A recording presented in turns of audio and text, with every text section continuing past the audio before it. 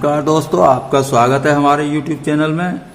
हम आपको NCERT book से ये मैथमेटिक्स करा रहे हैं, एक क्लास 11th का, और हमने लेसन नंबर 1 और 3 पहले ही अपलोड कर रखी वीडियोस, और ये लेसन नंबर 2 चल रहा है। इसकी भी हमने 3-4 वीडियो पहले बना रखी हैं। ये एक्सरसाइज 2.3 है, तो इससे पहले 2.1, 2 आप देख लें तो अच्छा होगा, क्योंकि बेस आपको क्लियर हो जाएगा। इसमें हमने फंक्शन बताया था, तो फंक्शन का एक बार चलिए थोड़ा समझ लें।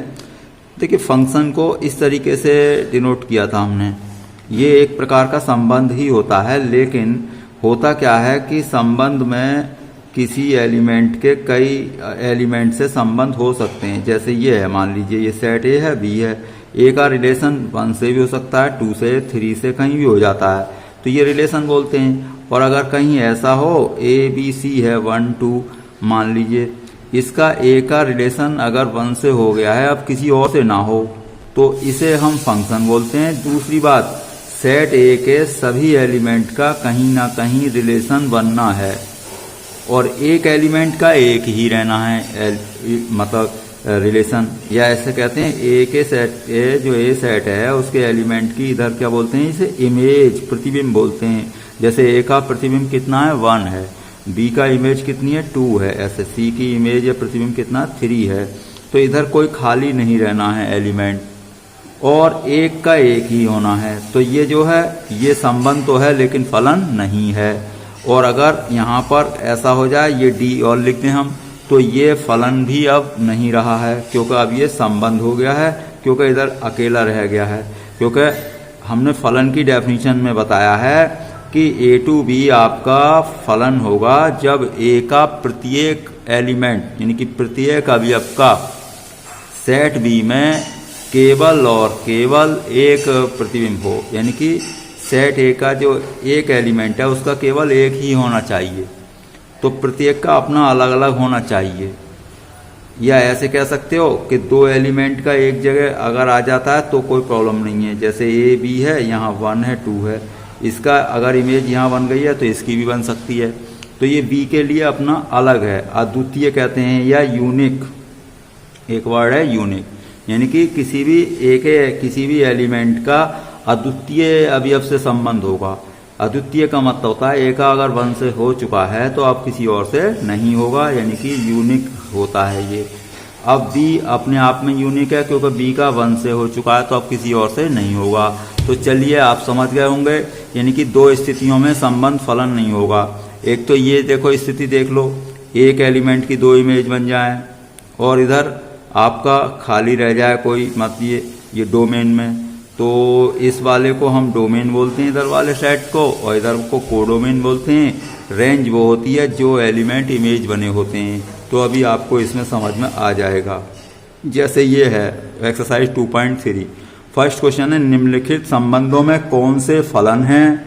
यदि एक फलन है तो उसका परिसर बताओ।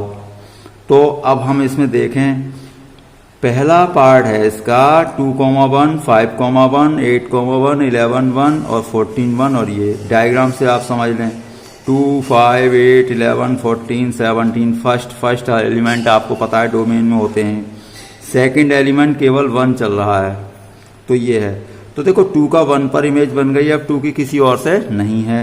भले ही 5 की भी 1 पर है, 8 की भी 1 पर है, 11 सभी की 1 पर है, तो ये क्या है, आपका फलन है। हाँ, फलन है ऐसे लिख देंगे, क्योंकि डोमेन के एक अवयव का केवल एक प्रतिबिंब है। इसका रेंज क्या होगा? रेंज वो होता है जो कोडोमेन में ऐसे एलिमेंट का सेट जो इमेज बने होते हैं, तो 1 है इमेज, तो ये केवल इसकी रेंज में एक एलिमेंट आएगा। चलिए सेकंड पार्ट देख लेते हैं, इसमें भी यही चेक करना है, 2, 1, 4, 2। अब ये हमने क्या, फर्स्ट एलिमेंट सभी आपने किस में लिख दिए, इस सेट में। सेकंड 1, 2, 3, 4, 5, 6, 7 ये इसमें लिख दिए। हम देख रहे हैं 2 का 1 पर, 4 का 2 पर, तो अलग अलग एलिमेंट की इमेज अलग आ रही है, तो ये भी आपका क्या है, फलन है। तो इसका परिसर क्या होगा, ये वाला होगा जो इमेज बने हैं, तो 1 से लेकर 7 तक सभी हो गए आपके। अब थर्ड पार्ट है 1, 3, 1, 5, 2, 5। इसके देखिए डायग्राम बनाएं, 1 का 3 पर और 1 का 5 पर, तो ये गलत हो गया। 2 का 5 पर है कोई बात नहीं, लेकिन 1 के 2 इमेज हो गई हैं, तो ये आपका फलन नहीं है, लिख देंगे नहीं, क्योंकि डोमेन के दो अवयवों का एक प्रतिबिंब है, तो इसलिए ये फलन नहीं है। क्वेश्चन नंबर 2 पर आते हैं। निम्नलिखित वास्तविक फलनों के प्रांत तथा परिसर लिखिए। यानी कि प्रांत का मतलब डोमेन और परिसर रेंज, तो डोमेन और रेंज लिखनी है। तो डोमेन और रेंज मैंने पहले समझाया, फिर एक बार आप समझ लें भाई। जैसे f(x) = आपका x है, डोमेन x के वैल्यूज़ का सेट होता है जब तक कि फंक्शन की वैल्यू रियल बनी रहे। जैसे हम x की वैल्यू 0 रखें तो 0 आ जाएगा, 1 रखें तो 1 आ जाएगा, हाफ रखें तो हाफ आ जाएगा। यानी कि हम x की वैल्यू कुछ भी रियल नंबर रख दें अगर, तो फंक्शन आपका रियल बना हुआ है। रियल से मेरा सेंस है जैसे कि f(x) अगर आपका 1/x होता तो देखो यहाँ पर 0 रखोगे, x की वैल्यू 0 रखिए आप, तो 1/0 क्या हो जाएगा, इन्फिनिटी।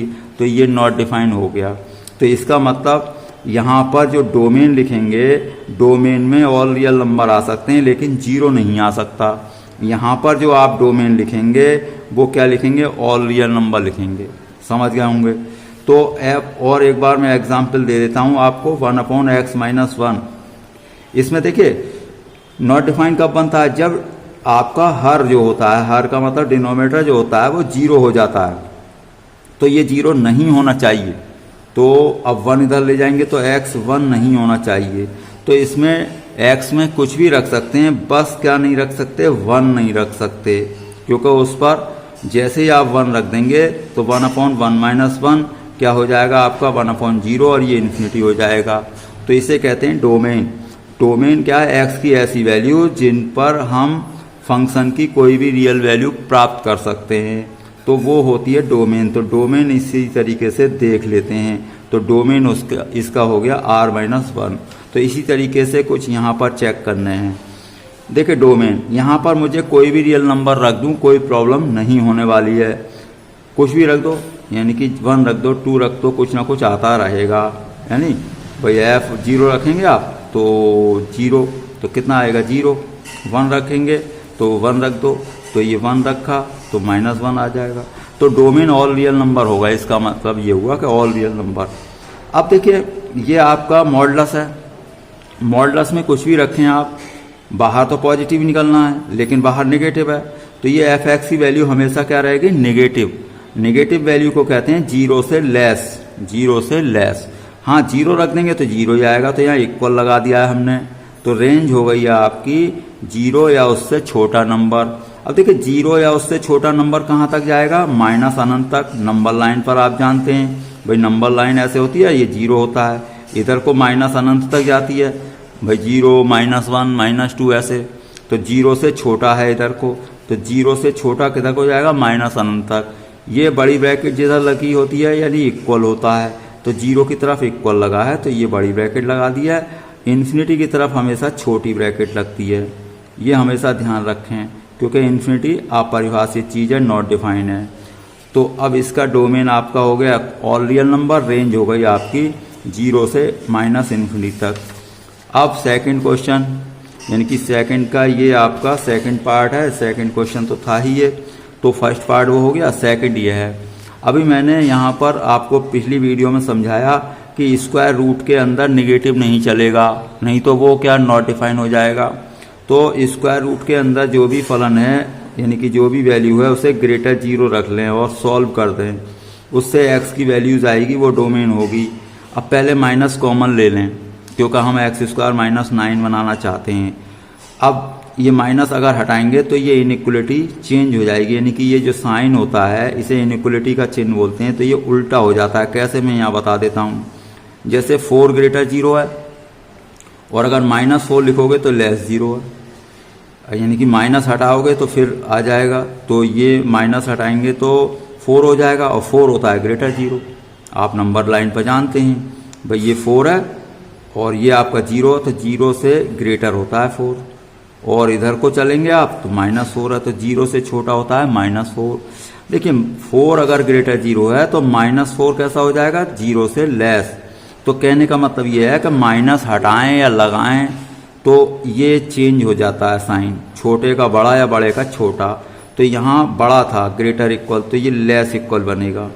अब इसके आप फैक्टर कर दें, ए स्क्वायर माइनस बी स्क्वायर से 9 को क्या लिखेंगे 3 का स्क्वायर, तो x माइनस 3 एक्स प्लस 3। इसके कितने मूल बनेंगे, एक तो बनेगा -3 और एक का बनेगा +3। इसमें छोटा वाला क्या है -3 और बड़ा वाला क्या है 3, तो हम ऐसे लिखेंगे x की वैल्यू छोटे से बड़े की तरफ चलती है, तो x होगा आपका greater equal -3 and less equal 3। तो ये आपका डोमेन हो गया है। तो डोमेन या तो ऐसे ही लिखा रहते हैं या बड़ी ब्रैकेट लगती है, या इस तरीके से भी लिख सकते हैं x such that x greater equal -3 less equal 3, या इसको हमने पहले बताया है ये वाली ब्रैकेट लग जाएगी। जिधर इक्वल होता है ये बड़ी ब्रैकेट, और इधर भी इक्वल है तो इधर भी बड़ी ब्रैकेट। तो चाहे तो आप इस तरीके से लिख दें डोमेन, या फिर इस तरीके से, दोनों तरीके हैं। परिसर कैसे निकालते हैं, वही y की वैल्यू, फलन की वैल्यू को क्या बोलते हैं परिसर। अब y कैसे आएगा, इस स्क्वायर रूट के अंदर जो भी रखोगे, पहली बात तो कोई भी बाहर आएगा तो ग्रेटर इक्वल 0 आएगा। तो एक बात तो ये क्लियर हो गई कि y की वैल्यू जो भी होगी ग्रेटर इक्वल 0 होगी। इक्वेशन नंबर 1 डाल ली। अब हम इसे सॉल्व करें, थोड़ा स्क्वायर करेंगे दोनों तरफ, तो इधर स्क्वायर रूट हट जाएगा, इधर y का स्क्वायर लग जाएगा। अब x स्क्वायर इधर लाएं और y स्क्वायर इधर ले जाएं, तो जो काम हमने x की वैल्यू निकालने के लिए किया था वही y की वैल्यू निकालने के लिए करेंगे। अब x आ जाएगा आपका स्क्वायर रूट, क्योंकि इधर से स्क्वायर हटेगा तो स्क्वायर रूट आ जाएगा। अब जैसे हमने उसे रखा था उसे x को, तो यही तो था x, तो आपका इससे क्या आया था x -3 और +3 के बीच में आया था, तो वही कंडीशन y के साथ है। अब दोबारा हल करना बेकार है, तो y क्या होगा -3 से +3। लेकिन यहाँ पर क्या है ग्रेटर इक्वल 0 है, यानी कि नेगेटिव नहीं है, तो ये हमें पोर्शन हटाना पड़ेगा। इसकी जगह क्या होगा 0 आ जाएगा इक्वेशन नंबर 1 से।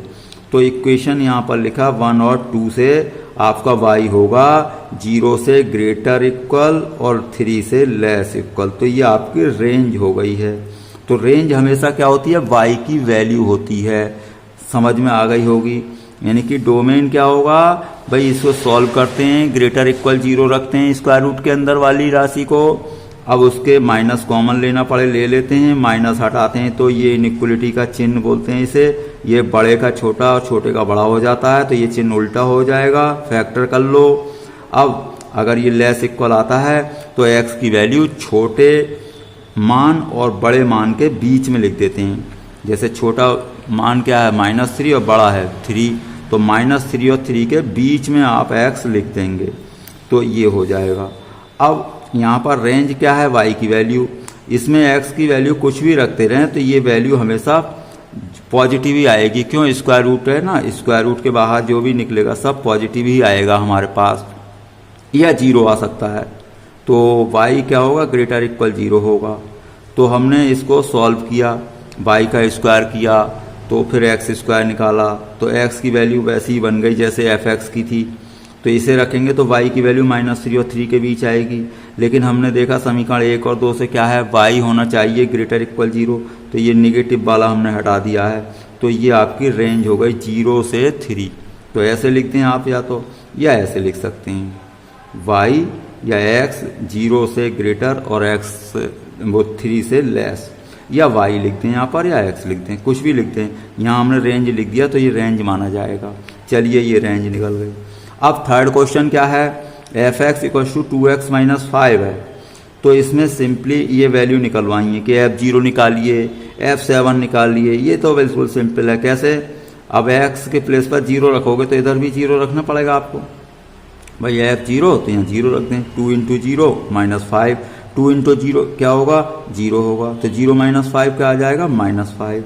अब उसे चाहिए 7, तो x के प्लेस पर सभी जगह 7 रख दें, तो 2 × 7 14 हो गया, और -5 तो 9 आ जाएगा। अब -3 चाहिए उसे, तो x के प्लेस पर -3 रख दें, तो -3 रख दें, तो ये क्या आएगा आपका -6 हो जाएगा, -5 तो -11। तो इस तरीके से आपका ये थर्ड क्वेश्चन हो चुका है। तो अब आते हैं हम फोर्थ क्वेश्चन पर। तो फोर्थ क्वेश्चन में क्या है, कुछ इस तरीके से अपनी तरफ से बना दिया है। टी क्या है, यहाँ डिग्री सेल्सियस से मतलब है उनका। आपने 9th क्लास में आपने ये पढ़ा होगा फंक्शन। तो ये क्या है TC, अब आप इस समय ऐसे ही समझ लें जैसे एफ एक्स होता, तो सी को एक्स समझ ले दिमाग में, तो टी सी इक्व टू दे रखा है 9c/5 प्लस 32। हमें इसमें भी कुछ नहीं करना है, जैसे टी जीरो ज्ञात करना है तो जीरो रख दें, जैसे एक्स की जगह रखा था अभी हमने, तो यहाँ पर जीरो रख दिया सभी जगह, तो 9 इंटू जीरो जीरो हो जाएगा, 0/5 जीरो, तो 0 प्लस 32 करेंगे तो आपका 32 आ जाएगा। अब आपको 28 रखना है सी के प्लेस पर, जैसे एक्स के प्लेस पर रखा था तो यहाँ 28 रखते हैं, तो टी 28, अब यहाँ रखेंगे आप 28, तो 9 इंटू 28/5, इसे सॉल्व करेंगे तो आपका ये आ जाएगा। अब -10 चाहिए उसे, तो टी की सी की जगह -10 रखते हैं, तो मैंने -10 रख दिया। इसे सॉल्व करूँगा मैं, ये सीधा ही हो जाएगा, 5 2 10। अब 2 से 9 को मल्टीप्लाई करेंगे तो -18 आएगा, -18 प्लस 32 प्लस 14 आ जाएगा। अब वो ये कह रहे हैं फोर्थ पार्ट में, सी का मान बताइए, सी की वैल्यू बताइए जब टी सी 212 हो। हमें कोई प्रॉब्लम नहीं, टी सी की जगह क्या रख देंगे, 212 रख देंगे।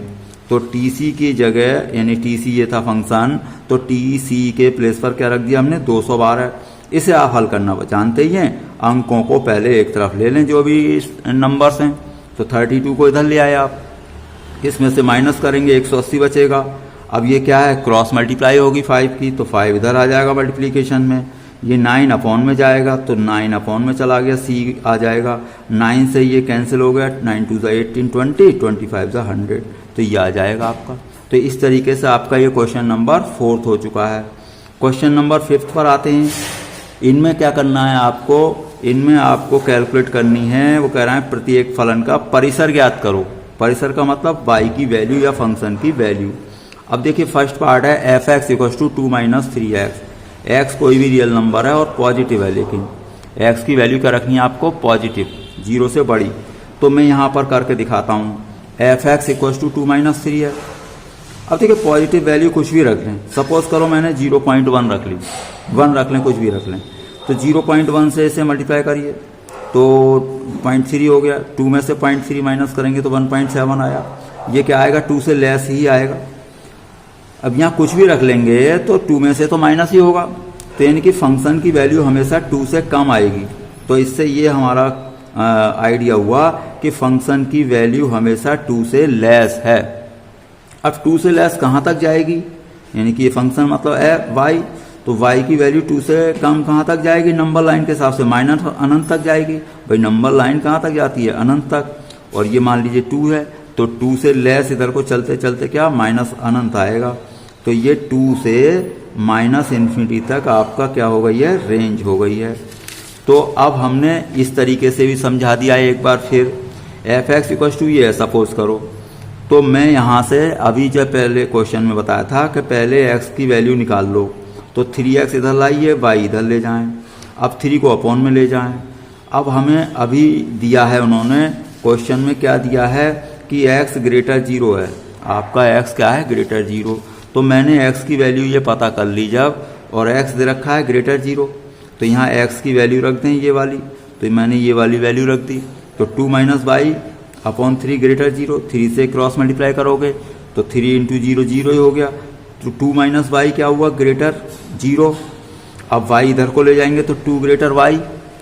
अब देखो 2 ग्रेटर y या y को इधर लिख लें, तो ये जो नॉक है, नॉक तो y की तरफ ही रहेगी, तो ये इधर को लिख लिया हमने, तो y लेस इक्वल टू पढ़ सकते हैं। भाई y को क्या पढ़ें, लेस 2, समझ आ रहा है, 2 ग्रेटर y है, इसका मीनिंग ये भी तो हुआ कि y लेस 2 है, तो y लेस 2 हो गया।